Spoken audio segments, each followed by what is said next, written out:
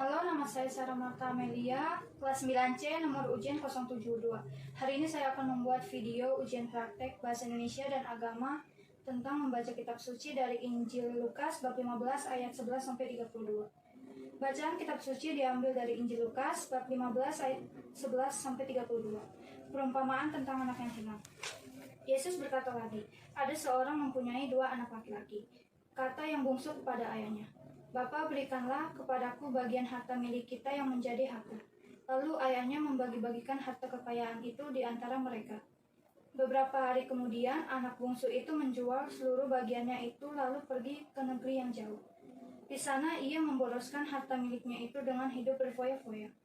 Setelah dihabiskannya semuanya, timbullah bencana kelaparan di dalam negeri itu, dan ia pun mulai melarat. Lalu ia pergi dan bekerja pada seorang majikan di negeri itu. Orang itu menyuruhnya ke ladang untuk menjaga babinya. Lalu ia ingin mengisi perutnya dengan ampas yang menjadi makanan babi itu. Tetapi tidak seorang pun yang memberikannya kepadanya. Lalu ia menyadari keadaannya, katanya, betapa banyaknya orang upahan Bapakku yang berlimpah-limpah makanannya, tetapi aku di sini mati kelaparan. Aku akan bangkit dan pergi kepada Bapakku dan berkata kepadanya, Bapa, aku telah berdosa terhadap surga dan terhadap Bapa. Aku tidak layak lagi disebut anak Bapa. Jadikanlah aku sebagai salah satu orang upahan Bapa. Maka bangkitlah ia dan pergi kepada bapaknya. Ketika ia masih jauh, ayahnya telah melihatnya. Lalu tergeraklah hatinya oleh belas kasihannya. Ayah itu berlari mendapatkan dia, lalu merangkul dan mencium dia. Kata anak itu kepadanya, Bapa, aku telah berdosa terhadap surga dan terhadap Bapa.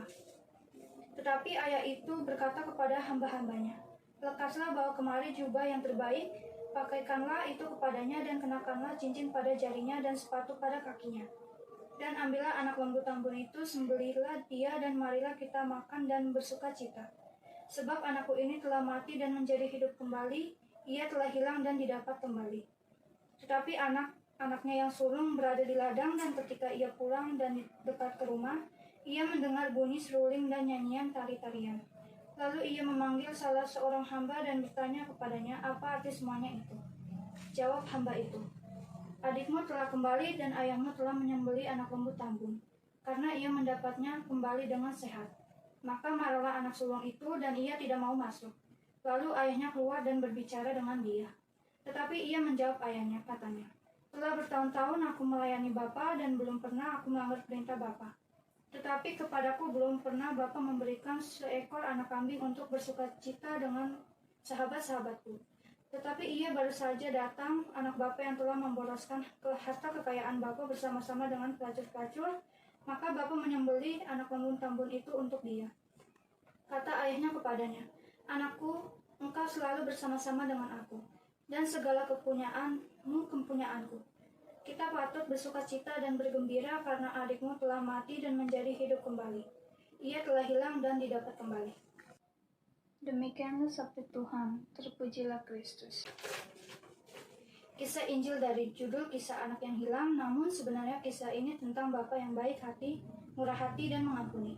Konteks perumpamaan Yesus ini disampaikan ketika para pungut cukai dan orang-orang berdosa datang kepada Yesus untuk menenggarkan dia. Mereka tidak setuju karena Yesus bergaul dan makan bersama orang-orang yang dianggap sebagai orang berdosa. Perumpamaan anak sulung dan bungsu dalam kisah Injil ini untuk mengkritik sikap para ahli Taurat dan Farisi. Si bungsu yang meminta pembagian warisan dan pergi menghabiskannya sampai hidupnya menderita, menyadarkan dirinya akan Bapa yang berkelimpahan kasih sayang, kebaikan, penuh kasih, dan kebahagiaan.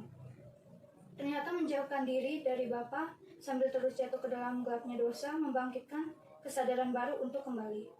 Kemauan dan keberanian untuk bangkit dan pergi kepada Tuhan adalah suatu sikap tobat yang sangat luar biasa.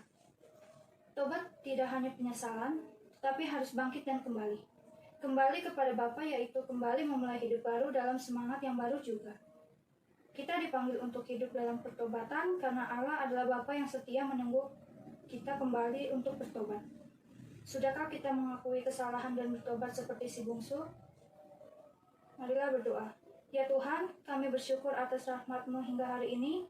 Hari ini kami disadarkan bahwa kami memiliki sifat seperti si sulung ataupun si bungsu, dengan sikap dan perbuatannya yang meninggalkan Engkau. Semoga kami tidak menjauhkan diri darimu seperti si sulung dan si bungsu. Kami mohon berilah kami kekuatan dan semangat untuk menjadi seorang yang pengasih, untuk dapat mengasihi sesama dengan tulus. Amin. Terima kasih.